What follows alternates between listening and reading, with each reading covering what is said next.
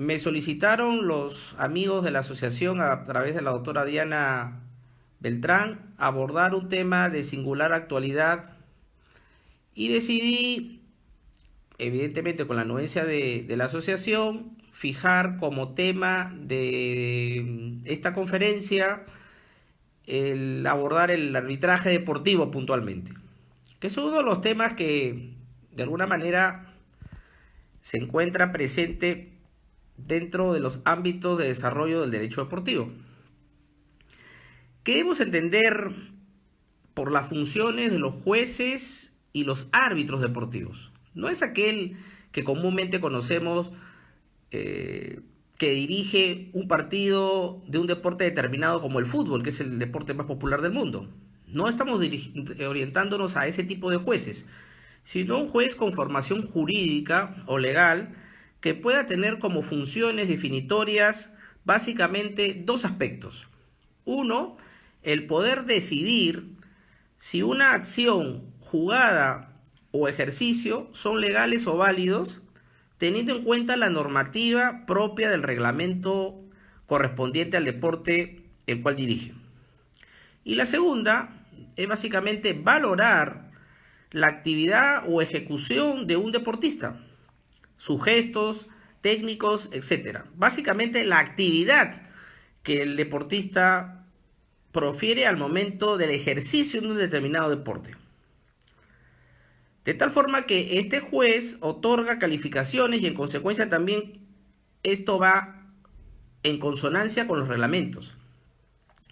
La primera de estas funciones es más propia de los árbitros. Aquel personaje al cual me orientaba y señalaba hace un momento cuando dirige de forma particular un evento deportivo, de un deporte determinado, como por ejemplo el fútbol, el básquet, el vóley, el tenis, etc. Hace más bien un rol de juez. Pero para cumplirlas con eficiencia, considero que parece necesario que concurran determinados requisitos que garanticen lo que debe ser un componente esencial del árbitro. Y esto básicamente se suscribe en la objetividad de este personaje. Este será, a su vez, una de las condiciones que, a mi juicio, serán necesarias para lograr una actuación justa e imparcial. Características fundamentales de un buen juez y de un árbitro.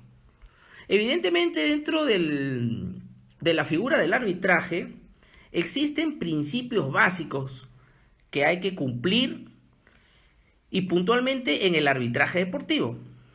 De nada nos servirá, pienso, que un personaje denominado árbitro simplemente conozca los alcances de la norma, o de los reglamentos, o de las leyes.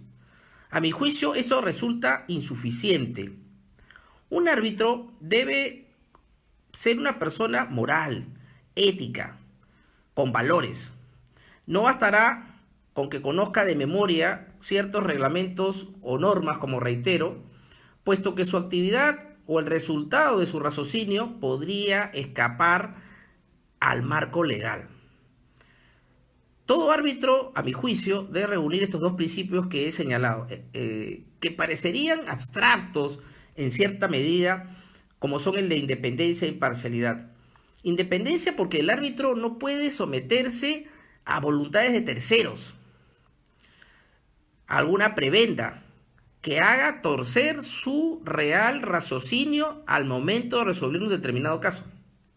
E imparcial en el sentido que no puede estar inclinada la balanza para quien lo nombró o para un determinado deportista que ha incumplido de manera abierta y flagrante la norma deportiva. Estos dos grandes principios los debe tener siempre presente un árbitro, y principalmente en el arbitraje, y por ende en el arbitraje deportivo. Son, a mi juicio, dos columnas que soportan todo el andamiaje del arbitraje. Sin estas dos columnas, el arbitraje no sería tal. Se caería como un castillo de naipes. Muchos incluso hablan que el convenio arbitral o la cláusula arbitral contenida en los contratos o en las normas viene a ser la piedra angular del arbitraje. Eso es cierto. Pero definitivamente estos dos principios tienen mayor peso dentro de este andamiaje determinado arbitraje. Continuemos con lo que estábamos hablando respecto a las funciones de los jueces y árbitros deportivos. Justamente el desglose de esta actividad que globalmente denominamos arbitrar o juzgar un evento deportivo o un lance o actuación específica dentro de él permite identificar básicamente, a mi juicio, tres grandes tareas. La primera, percibir la situación o enjuiciar, es decir, las acciones o ejecuciones de él o las personas y objetos, de ser el caso, participante y o implicado en el lance. Segundo, comparar las características de tal situación con las disposiciones normadas en el reglamento correspondiente y o con los criterios de valoración especificados para esa actuación. Esto, desde mi punto de vista, es interpretar lo que ha ocurrido o está ocurriendo. En esta actividad, como veremos más adelante, juega un papel muy importante la experiencia adquirida en anteriores ocasiones. Y tercero y último, en virtud de lo anterior, sancionar todo acto deportivo con la decisión o valoración adecuada aplicando lo especificado en el reglamento correspondiente. Esa es la labor de un juez en un deporte determinado, como habíamos señalado, que es lo que más comúnmente se conoce como un árbitro, pero dentro del arbitraje deportivo existe un árbitro que puede resolver una controversia, pero al interior de un tribunal, que es donde vamos a recalar en la parte final o epílogo de esta conferencia. En el lenguaje arbitral se utiliza además otro término que es el de apreciación, que parece corresponderse en muchas oportunidades o veces con la percepción o interpretación del juez. Sin embargo, su uso ordinario, como ocurre con tantos términos, especialmente aquellos que se refieren a actividades psicológicas, muchas veces resultaría ambiguo. Por ejemplo, oímos decir, el árbitro no apreció contacto entre dos jugadores en referencia a la acción o hecho visto o no, pero que también se dice, el árbitro no apreció intencionalidad en tal o cual acción por parte de un jugador. Eso lo leemos en muchas ocasiones en los magazines o revistas especializadas de derecho deportivo o en los diarios en donde se establecen las actividades deportivas de un determinado deportista, vale decir, las páginas deportivas. Ambos términos o usos refieren significados bien diferentes desde mi punto de vista. El primero de ellos se relaciona más con los que consideramos percepción y el segundo con la interpretación propiamente dicha por el árbitro. Es claro y resulta evidente que la intencionalidad no es algo que se percibe igual que se ve una patada o en una canasta en el básquetbol, sino algo que se infiere a partir de determinadas características de lo que se está viviendo en el match o en el encuentro deportivo. La apreciación en el sentido de captación, generalmente que es visual, de un determinado hecho o acción, viene a ser una condición, desde mi punto de vista, necesaria, pero no suficiente. Para que pueda llevarse a cabo la interpretación, tiene más que ver con factores situacionales, sobre todo psicoquímicos y orgánicos, aunque como veremos, no exclusivamente con estos. La interpretación, por su parte, implica la intervención de otros elementos del campo, además de los ya mencionados. Estos otros factores tienen que ver, evidentemente, con aspectos sociales, por ejemplo, normativos, etc. Aunque el proceso ha sido expuesto con un desarrollo preponderantemente lineal, puesto que primero se percibe, luego se interpreta y finalmente se decide, Posiblemente sea más ajustado a la realidad considerarlo como un acto unitario, como algo que tiene lugar sincrónicamente y no diacrónicamente, en un campo como resulta del comportamiento en el cual existe, resulta lógico, una secuencia de movimientos y variables que interactúan en un mismo tiempo conceptual. Percibir, interpretar y decidir constituyen una misma conducta, la de juzgar, y en este caso puntual en el derecho deportivo, la de arbitrar. Sin embargo, la unitariedad globalizadora de los tres elementos ya antes mencionados y descritos es probablemente una característica de un estadio final de la conducta que define al árbitro o juez en su real experiencia. Pero la adquisición de esta forma final seguramente implica, como proceso de aprendizaje, el paso por los tres momentos cronológicamente distintos, aunque no secuencialmente estancos. Sucede algo semejante a cuando uno empieza a ver por primera vez un deporte. Al comienzo no se es capaz de apreciar, entiéndase, valorar las actuaciones de los deportistas, más allá de lo que nuestra historia previa nos permite y somos capaces de generalizar en virtud de otros deportes más o menos similares y conocidos. Esto último, no obstante, no siempre ayuda, sino que puede ser interferente. Por ejemplo, una persona que no ha visto nunca un partido de fútbol americano no entenderá casi nada en las primeras ocasiones. Serán inevitables, por tanto, las comparaciones en el rugby, si es que este se conoce, pero tales comparaciones puede que se le reporten una mayor incomprensión aún con las reglas de otro deporte distinto. Más allá de ciertos aspectos, que en todo caso, estos aspectos tendrán que verse más con elementos físicos, por ejemplo, el balón, las porterías, las destrezas motoras de los deportistas, etc., más que los aspectos normativos. Por ejemplo, el reglamento del deporte. Sin embargo, cuando vamos sabiendo las normas que rigen este deporte, por ejemplo, cuál es el objetivo, cómo se consiguen los puntos, quién gana, quién pierde, qué acciones están permitidas y cuáles no, y es ahí donde recién llega a gustarnos y disfrutamos de un determinado deporte o actividad deportiva. Consideramos a modo de ilustración como distintos deportes implican a veces acciones similares que en unos casos son permitidos y valoradas positivamente y en otros no. Incluso el mismo tipo de deporte o actividad jugada o ejecutada en distintas circunstancias hace que sea valorada positiva o negativamente una misma acción. Dos ejemplos al respecto. El baloncesto jugado en un partido normal y el que llevan a cabo los Harlem Globetrotters, que muy probablemente ustedes los hayan visto en videos a través de la televisión. ¿Acaso no es el mismo actuar en la actividad deportiva de baloncesto?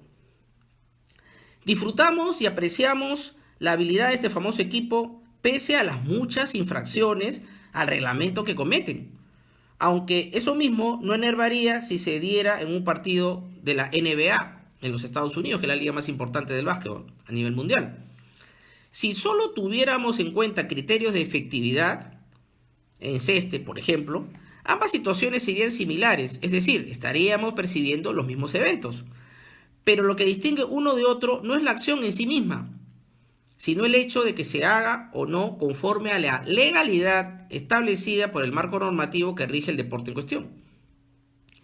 Dicha legalidad, en tanto categoría de circunstancia, es lo que valida o no una misma acción en momentos o lugares distintos, y esto es lo que nos hace interpretarla como adecuada o inadecuada, correcta o incorrecta, legal o ilegal.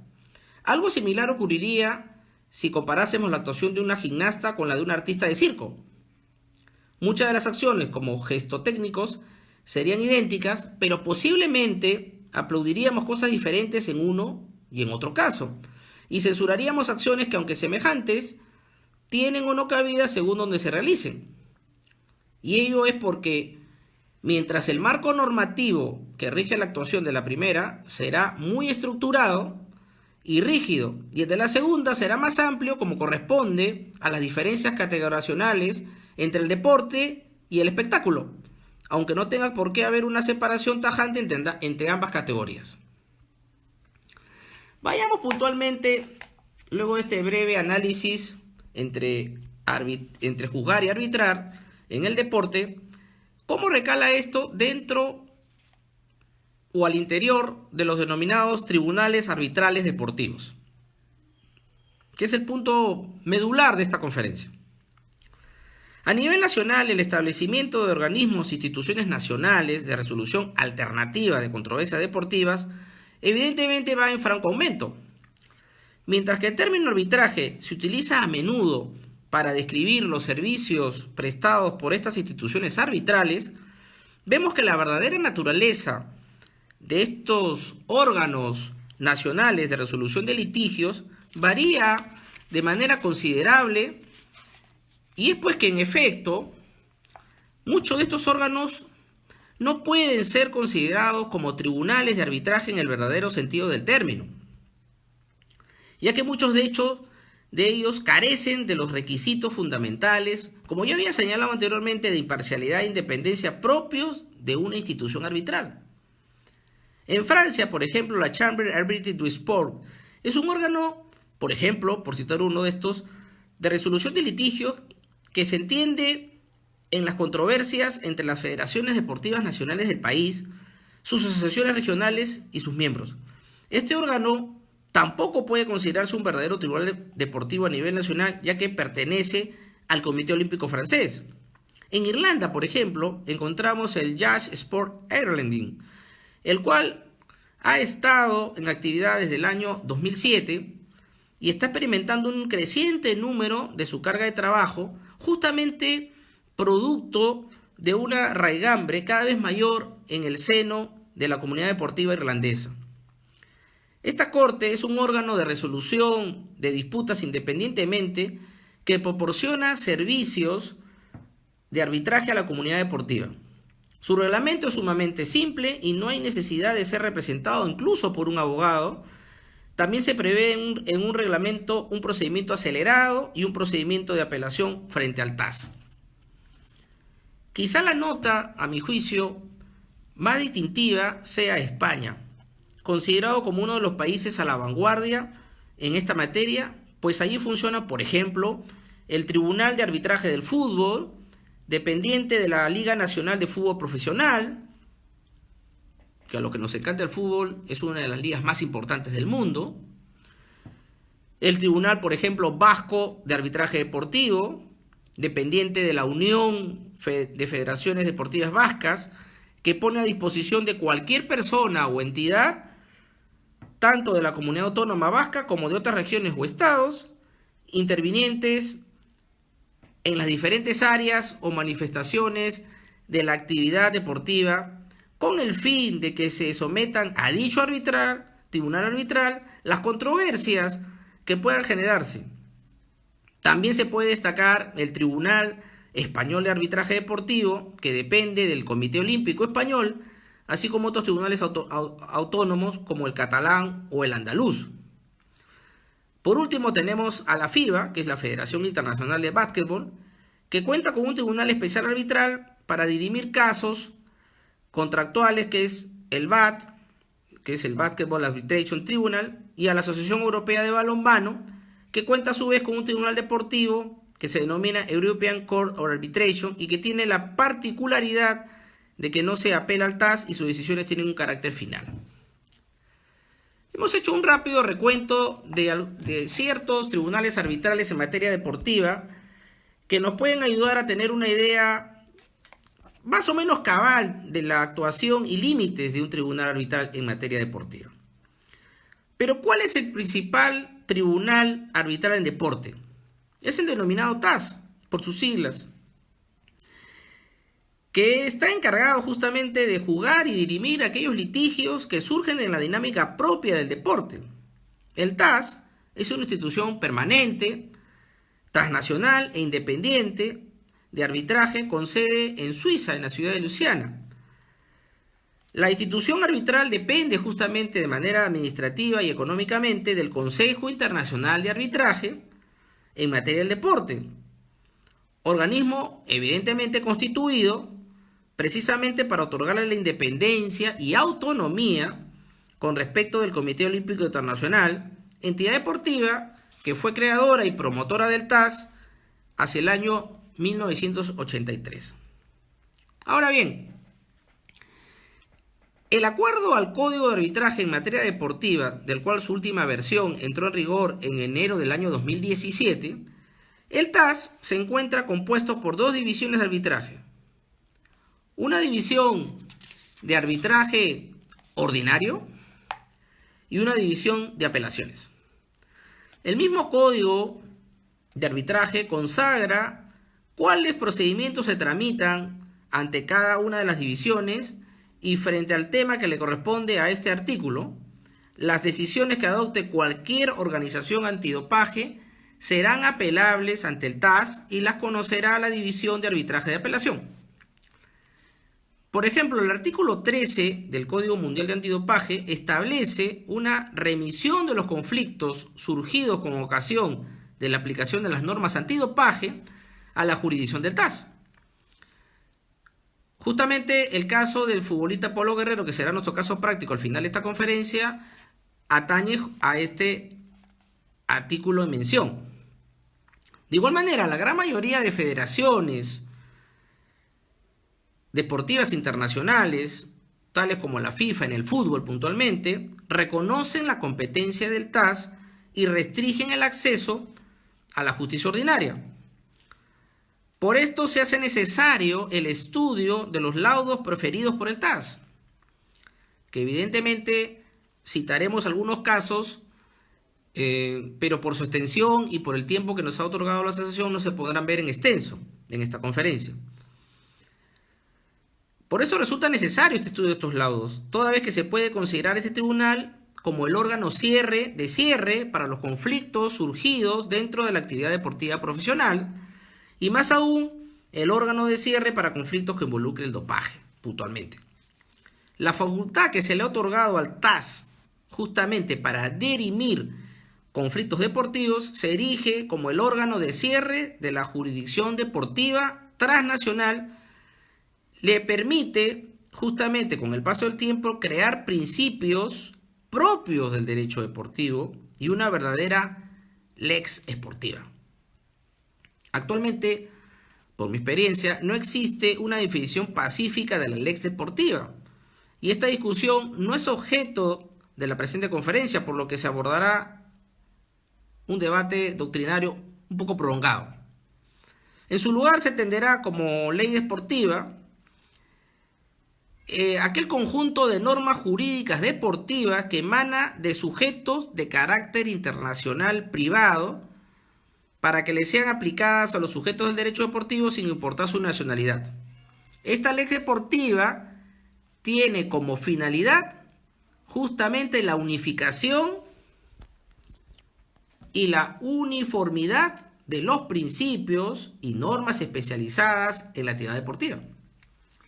Para un mejor entendimiento al concepto de lex esportiva les es aplicable una analogía con la lex mercatoria, en tanto que esta última también fue creada por los comerciantes para ser aplicada en relaciones entre estos y la misma estaba por encima de las leyes en donde se efectuaban sus negocios, es decir, tenía un carácter transnacional. La creación de este orden jurídico transnacional, que tiene como cabeza jurisdiccional al TAS, permite disponer de un organismo con facultades de juzgar y obligar a cumplir sus sanciones, el cual cuenta con plena autonomía frente a entes estatales y la jurisdicción propia de cada estado, puesto que el TAS tiene un poder coercitivo asegurado a través de las organizaciones privadas que conforman el orden jurídico deportivo transnacional. Y habíamos hablado un poco del TAS, de este Tribunal de Arbitraje Deportivo, de sus implicancias, del valor que tienen los principios dentro del arbitraje y puntualmente en el árbitro. No al árbitro con el término que comúnmente conocemos, que es el que hace que las reglas en un determinado deporte se cumplan en el campo de juego, sino aquel juez que conforma un tribunal arbitral. Este tribunal arbitral, conocido con sus siglas como el TAS, es aquel que está normado para hacer cumplir dentro de estos alcances de los principios generales del arbitraje de independencia y parcialidad, que un determinado deportista, si ha cometido una falta, evidentemente dentro de la discrecionalidad de la norma, pueda ser sancionado. Pero puntualmente, para no salirnos del marco de esta conferencia, ¿qué significado tiene el término dopaje? Que es el tema medular de esta alocución. Dopaje, o debemos entender por dopaje, aquel intento por parte del jugador o deportista profesional que por instigación de un tercero, como el representante, entrenador, médico, fisioterapeuta, masajista, etcétera, con el objeto de mejorar su rendimiento mental y físico de manera no fisiológica o de tratar enfermedades o lesiones cuando no existe justificativo médico, con el único de propósito de participar en una competencia, ingiere, en este caso usa puntualmente, o se administra una sustancia prohibida antes de una competencia o durante esta. Estas estipulaciones también se aplican a los análisis que se realizan fuera de la competencia para verificar que no haya esteroides, anabólicos, hormonas o sustancias que produzcan efectos similares. Otros métodos prohibidos, por ejemplo, el dopaje sanguíneo o la manipulación de muestras recolectadas, también califican como dopaje. El dopaje viola, como resulta evidente, la ética en el deporte. Constituye un peligro agudo o crónico para la salud de los jugadores y puede tener consecuencias fatales. Actualmente las confederaciones y las asociaciones realizan sus propios controles de dopaje en las competencias que organizan. ¿Cuáles son las causas del dopaje? ¿Son aquellas que llevan a los deportistas a doparse y querer mejorar su rendimiento de forma ilícita? ¿Sería el interrogante? Pueden ser también por causas de presión. Algunos deportistas sienten una tremenda presión exterior o se la imponen ellos mismos y solo son capaces de contrarrestarla recurriendo a medios de dopaje. Incluso los deportistas, como se suele ver en la actualidad, deportistas jóvenes principalmente, que comienzan una carrera cuando se ven superados por la presión mediática. Lesiones. Los deportistas, sobre todo los de élite, a menudo sufren lesiones y estas limitaciones o problemas físicos prolongados pueden llevar a que los deportistas consuman sustancias prohibidas para acelerar su recuperación. Por desconocimiento también. Muchos deportistas no saben exactamente qué sustancias y métodos figuran en la lista de sustancias prohibidos por la AMA, que es la Asociación Antidopaje. Este desconocimiento acompañado del consumo de alimentos y suplementos indebidos puede llevar a un resultado positivo de dopaje. Limitaciones físicas también. Ciertos deportistas no quieren o no pueden aceptar sus propias limitaciones y se sirven conscientemente de sustancias o métodos prohibidos para mejorar su rendimiento de manera artificial. Malos resultados en las competiciones podría ser otra de las características. Para la salud, en algunos casos. Bueno, acá nos acaba de conectarse un amigo desde Colombia, Cristian Camilo, un saludo cordial. Estábamos señalando que, por ejemplo, en el caso del dopaje para la salud, En el caso físico, por ejemplo, esa función del tipo de la sustancia, la dosis y la regularidad de su administración. Para un tema psíquico o psicológico, algunas sustancias prohibidas no solo producen efectos secundarios físicos, sino que también pueden modificar y perjudicar la psique de las personas. En aspectos sociales también, las repercusiones negativas de los controles de dopaje con resultado positivo pueden afectar a los deportistas de por vida. El dopaje, como resulta evidente, no implica un riesgo para la salud, sino también para la pérdida de la admiración, el respeto y la credibilidad. Temas económicos también resultan en juego.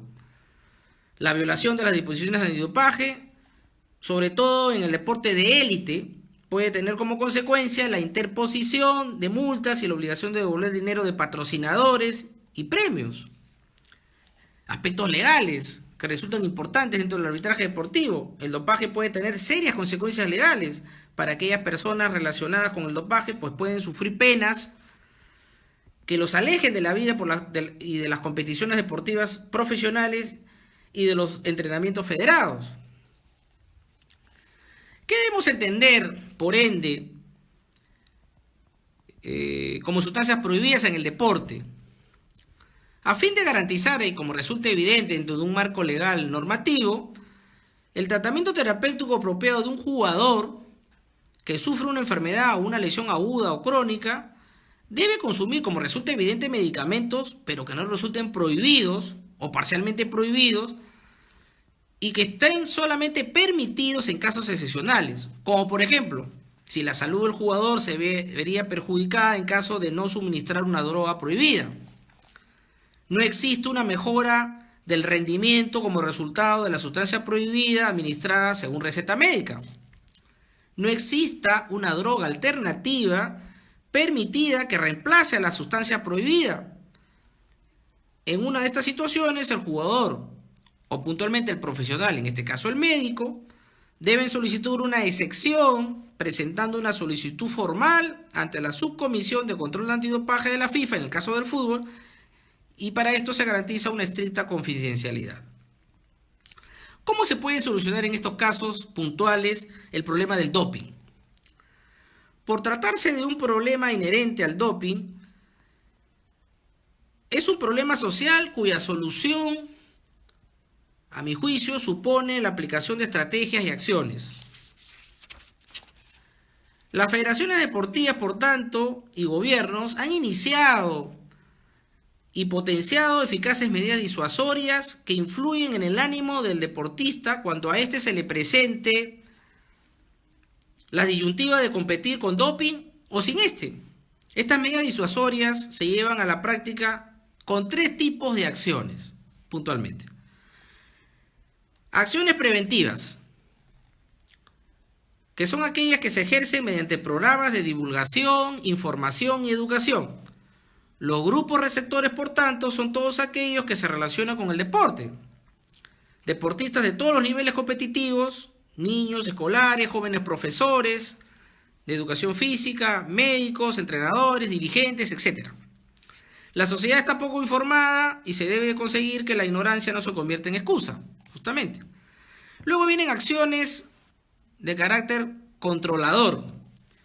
Por ejemplo, los denominados controles antidoping, que permiten conocer el alcance del doping en un deporte determinado y además que reduce, por su efecto disuasorio, el consumo de drogas.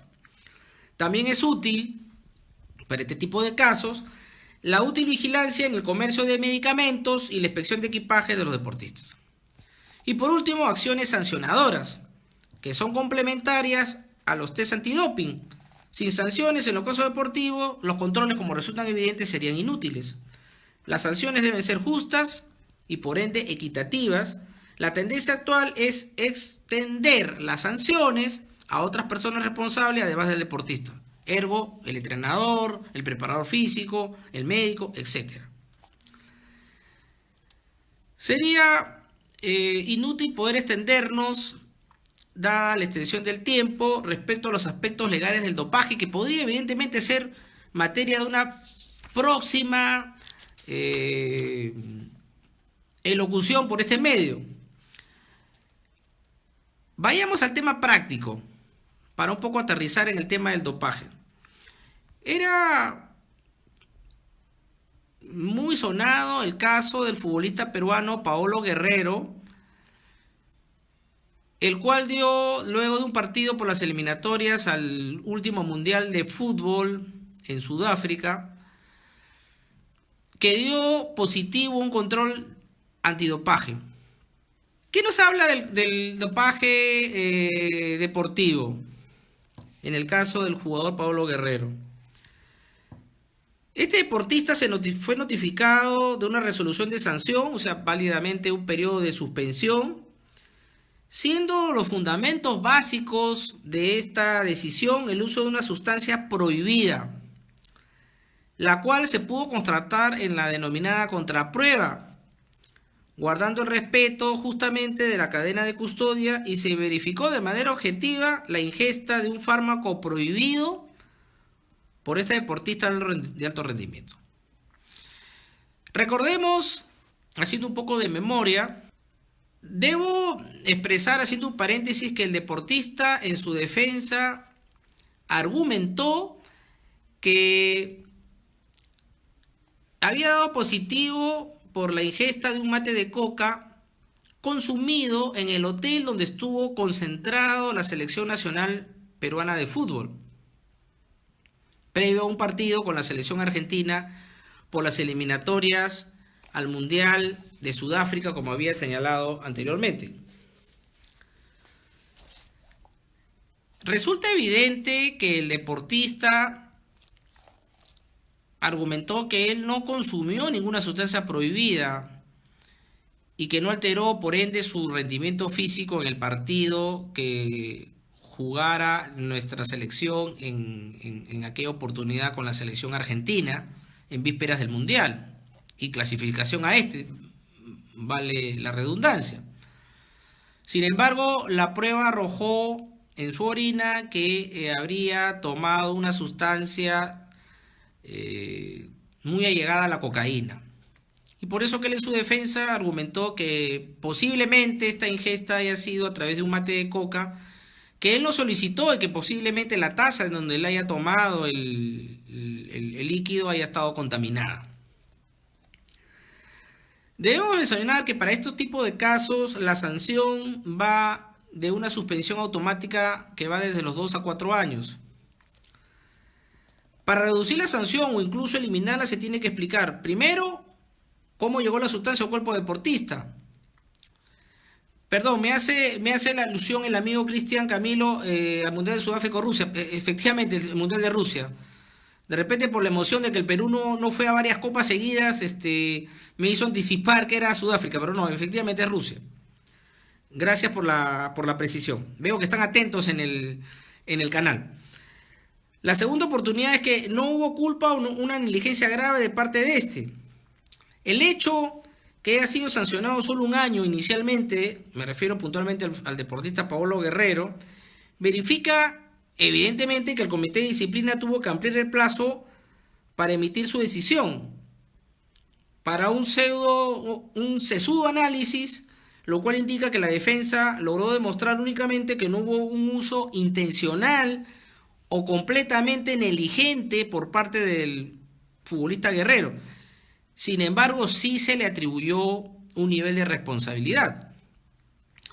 Posteriormente debemos señalar que el citado deportista apeló esta decisión a la Cámara de Apelaciones de la FIFA, que regularmente se limita a confirmar las decisiones del Comité de Disciplina. Sin embargo, redujo la sanción disciplinaria a 6 meses. Finalmente, dicha última resolución fue materia de un recurso extraordinario por parte del jugador ante el TAS, que es el tema y materia de esta conferencia. El procedimiento ante el TAS se solicita como uno de materia abreviada o acelerado, atendiendo a las circunstancias del caso. Recordemos que el Mundial estaba a puertas de empezar. El Perú ya había clasificado a través de un repechaje al Mundial de Rusia. Y era importante tener en claro si el deportista podía o no participar de este mundial.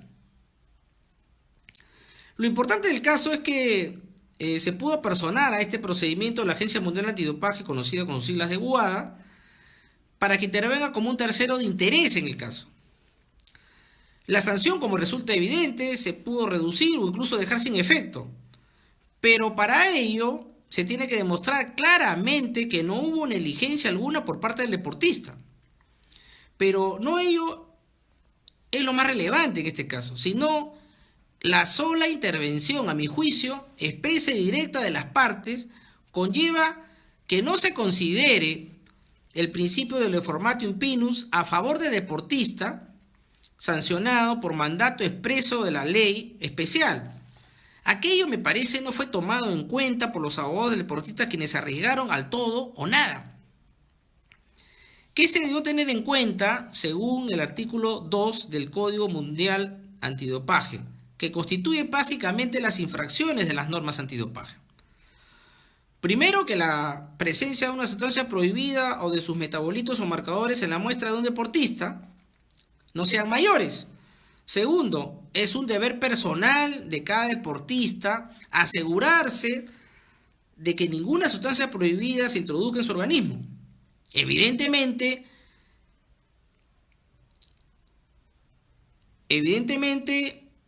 es deber personal de cada deportista asegurarse que ninguna sustancia prohibida se introduzca en su organismo. Los deportistas, por ende, son responsables de la presencia de cualquier sustancia prohibida, de sus metabolitos o de sus marcadores que detecten en las muestras tomadas al final de cada competición deportiva. Por tanto, no es necesario demostrar, a mi juicio, intención, culpabilidad, negligencia o uso consciente por parte del jugador para determinar que se ha producido una infracción de las normas antidopaje por el uso de una sustancia o método prohibido. En resumen, existían tres escenarios posibles.